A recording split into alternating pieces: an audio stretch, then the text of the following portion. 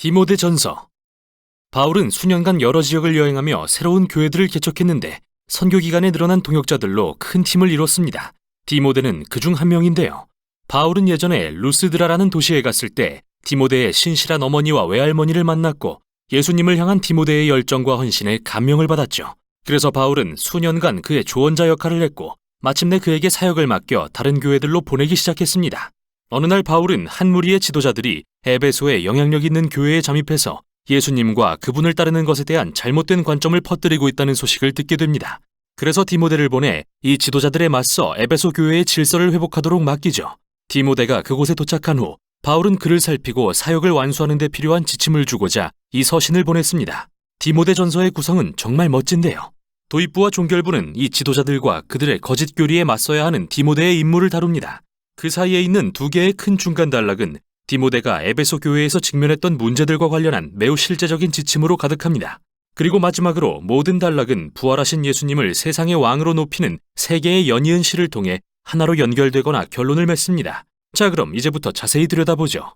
바울은 디모데를 에베소에 보내 이상한 가르침을 퍼뜨리는 지도자들과 맞서도록 한 일을 기억하면서 서신을 시작합니다. 그는 이들이 토라, 그 중에서도 특히 창세기에 나오는 옛 이야기들과 족보에 대해 추측하는 일에 얼마나 집착했는지 설명합니다. 또 앞으로 보게 되겠지만 그들은 음식, 결혼, 성과 관련해서 예수님이나 사도들이 가르친 것과 일치하지 않는 온갖 괴상한 가르침들을 만들어냈는데요. 그는 그 중에서 알렉산더와 후메네오라는 실명까지 언급하면서 그들의 가르침이 어떻게 에베소 교회를 분열시키고 논란을 초래했는지 설명하죠. 또한 바울은 이게 실제로 그들의 가르침이 왜곡됐다는 분명한 첫 번째 증거라고 말합니다. 진정한 그리스도의 가르침이 전해졌다면 예수님의 뜻에 충실하고 그 열매로 사랑과 참된 믿음을 맺게 되어 있습니다. 그는 게다가 토라의 목적은 억측을 부추기는 게 아니라 인간의 실태에 관한 진실을 드러내는 것이라고 말합니다. 바울 자신이 경험한 것처럼 말이죠. 토라에 관한 올바른 가르침은 사람들의 눈을 열어 죄 많고 깨어진 자들을 구원하러 오신 메시아를 통해 드러난 하나님의 은혜를 보게 할 것입니다. 그래서 바울은 만물의 왕이신 예수님을 높이는 시로 도입부를 마무리하고 디모데에게 이 자들과 그들의 거짓 가르침을 중단시키라고 명합니다. 그런 다음 그는 이 교회 안에서 거짓 교사들이 일으킨 아주 구체적인 문제들을 다룹니다. 우선 그는 디모데에게 교회에서 정기적인 기도 모임을 열고 로마의 지도자들과 그 땅의 평화를 위해 기도할 것을 권면합니다. 이는 그 땅의 평화가 예수님을 따르는 자들이 모든 사람의 구원을 바라시는 평화의 하나님에 대한 소식을 계속 전할 수 있는 이상적인 환경을 조성하기 때문입니다. 유일한 중재자 예수님을 보내 그의 목숨을 모두의 대속물로 주신 하나님 말이죠. 거짓 교사들과 달리 바울은 디모데에게 하나님이 온 세상을 구원하기 원하신다는 사실을 상기시킵니다. 그리고 기도는 이 사실이 그들 마음의 중심을 차지하게 할 것입니다. 바울은 다음으로 에베소 교회에서 이 부패한 지도자들의 영향을 받은 남녀 교인들의 문제들을 다룹니다. 먼저 그는 이 교사들이 시작한 격렬한 교리 논쟁에 말려든 한 무리의 남자 교인들을 저지합니다. 그리고 그들에게 기도하는 법을 배워야 한다고 말합니다. 그러고 나서 이번엔 예배 모임을 마치 패션쇼 무대로 여기는 한 무리의 부유한 여자 교인들을 꾸짖습니다. 이들은 고급스럽게 차려입고 와서 그런 옷을 입을 형편이 안 드는 대다수의 다른 교인들을 무안하게 했는데요. 그뿐만 아니라 이 여자들 중 일부는 심지어 교회 내에서 지도자의 지위를 침범하여 부패한 교사들에게 배운 거짓 교리를 다른 교인들에게 가르치고 있었죠. 그래서 바울은 이 여자들을 저지합니다. 그리고 교회에서 가르치거나 지도자가 돼서는 안 된다고 말하죠. 이어서 그는 창세기 3장에 나오는 아담과 하와 그리고 뱀 이야기를 꺼냅니다. 사실 이 대목은 베드로가 말한 것처럼 바울의 서신들에서 이해하기 어려운 부분 중 하나인데요.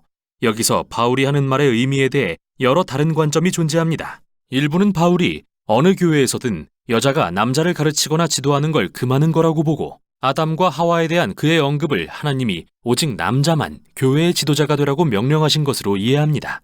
또 어떤 이들은 바울이 교회에서 여자가 남자를 지도하는 것을 금하는 거라고 보긴 하지만 교육을 받은 후에는 여자도 지도자로서 가르쳐야 하고 가르칠 수 있다고 생각합니다. 단 남자의 권위 아래에서 말이죠. 그리고 여전히 어떤 이들은 바울이 오직 에베소 교회의 여자들만 금하는 거라고 보고 아담과 하와에 대한 그의 언급을 이들이 거짓 교사들에게 현혹된 것에 비유하는 것으로 이해합니다. 어떤 관점을 취하든 분명한 것은 바울이 에베소 교회의 이 여자들이 디모데의 지도 아래 적절한 신학 교육을 받아야 한다고 생각한다는 점인데요. 그의 목표는 이들이 성장해서 언젠가는 그의 다른 서신들에 언급된 브에베나 유니아나 브리스길라 같이 뛰어난 여성 목회자가 될 수 있도록 돕는 것이기 때문이죠. 계속해서 바울은 위기에 처한 지도자 문제를 다룹니다. 그는 디모데에게 교회를 위해 장로 또는 감독 역할을 할 남편과 아버지들로 구성된 작고 건강한 팀을 임명하라고 지시합니다. 이 남자들은 뛰어난 인격과 청렴을 갖춰야 하며 한 팀의 집사들과 함께 일을 하게 될 것입니다. 집사란 헬라어로 섬기는 자라는 뜻인데 이 남녀 집사들은 실제로 교회에서 지도하는 역할을 하며 여러 사역을 수행합니다. 또 이들 역시 장로와 같은 인격 요건을 갖추어야 하죠. 그리고 장로와 집사 모두 가족 관계가 건강한 것으로 알려진 사람들이어야 하는데 그게 바로 하나님의 가족인 교회 안에서 그들의 지도력을 입증해 줄 것이기 때문입니다. 결국 그들이 살아가는 총체적인 생활 방식은 예수님의 이야기와 일치해야 하는 것이죠. 바울은 한편의 시에 그분의 성육신과 죽음과 부활, 그리고 왕으로 높임받으신 것과 이제 그분의 새로운 가족이 온 세상에 퍼져나간 이야기를 담아 이 단락을 마무리합니다. 바울이 디모데에게 주는 두 번째 지침입니다. 그는 이 나쁜 지도자들이 일으킨 문제들을 다시 매우 구체적으로 다룹니다. 그는 먼저 그들의 거짓 교리를 바로잡습니다. 그들은 사람들에게 특정한 음식, 특히 고기를 먹지 말고 결혼도 하면 안 된다고 가르쳐 왔는데 바울이 듣기에는 터무니없는 소리였죠. 그래서 그는 창세기 1장을 인용해 디모데에게 음식과 결혼은 물론 하나님이 지으신 모든 것이 선하다는 걸 상기시킵니다. 이 사실을 알고 창조주께 감사드린다면 무엇이든 감사하는 마음으로 받으면 된다고 말이죠. 다음으로 바울은 교회가 과부들을 보살피는 사역에 대해 다룹니다. 이 교회 안에는 이 중요한 사역을 악용하는 젊고 부유한 과부들이 있었는데 그들은 틀림없이 2장에 언급된 문제의 여자들인 것으로 보입니다. 그들은 교회의 지원을 받으면서도 여러 남자와 잠을 자거나 험담을 퍼뜨리는 데 시간을 보내며 도시 내에서 교회의 명예를 더럽히고 다녔는데요. 바울은 이런 일을 용납하지 않습니다. 그리고 오직 의지할 가족이 없는 나이든 과부들만 지원받을 자격이 있으며 교회가 이들에게 예수님의 사랑과 관대함을 보여줘야 한다고 말하죠. 그 후 바울은 일부 나이든 남자 교인들의 문제를 언급하면서 디모데에게 그들의 연로함은 존중하되 술과 관련된 것으로 보이는 그들의 나쁜 행실은 제대로 다루라고 합니다. 에베소에서 교회의 명예를 훼손하고 다니는 그들을 사랑으로 꾸짖고 혹시 지도자 위치에 있다면 내려오게 하라고 지시하죠. 그리고 바울은 재미있게도 이게 디모데 본인이 절대 술을 마셔서는 안 된다는 뜻이 아니라는 말을 덧붙이는데요. 아마도 그는 위장에 문제가 있어서 매 저녁 식사 때 포도주를 한 잔씩 마셔야 했던 것 같습니다. 이어서 바울은 그리스도인 종들에 관한 문제를 다룹니다. 몇몇 종들이 그들의 그리스도인 주인에게 무례하게 굴었기 때문인데요. 물론 복음이 예수님을 따르는 자들을 모두 평등하게 하는 건 사실이지만 바울은 이 평등함이 교회의 사명과 증인됨을 위태롭게 하지 않는 전략적인 방식으로 실행돼야 한다고 생각합니다. 만일 그리스도인 종들이 반란을 일으킨다는 의심을 받는다면 복음의 걸림돌이 될 것입니다. 기독교가 가져오는 변혁이 로마 사회의 가정에서 전략적으로 일어나야 하는 까닭은 그들의 이웃들이 하나님의 가족이라는 새로운 이상의 거부감을 느끼지 않고 납득하게 하기 위해서입니다. 마지막으로 바울은 다시 한번 디모데에게 부패한 지도자들과 맞서라고 명하면서 서신을 마칩니다. 여기서 바울은 그들의 동기를 폭로하는데 그건 바로 추종자들을 모아 비싼 돈을 받고 가르치려는 속셈이었습니다. 이들은 예수님과 그분의 자족과 단순한 삶에 대한 가르침을 저버렸죠.